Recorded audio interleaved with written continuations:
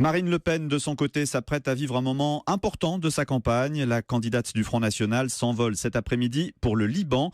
Un déplacement de 48 heures qui n'a rien d'anodin. Pour la première fois, Marine Le Pen devrait s'entretenir officiellement avec un chef d'État étranger en exercice, en l'occurrence le président libanais Michel Aoun. Elle doit aussi voir son Premier ministre Saad Hariri.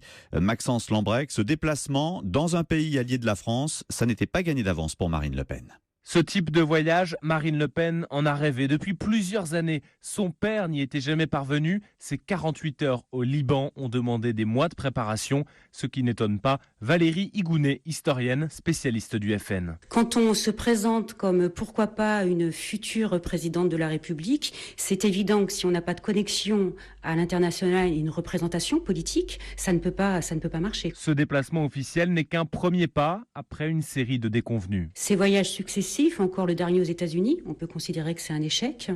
En mars dernier, elle s'est rendue au Canada.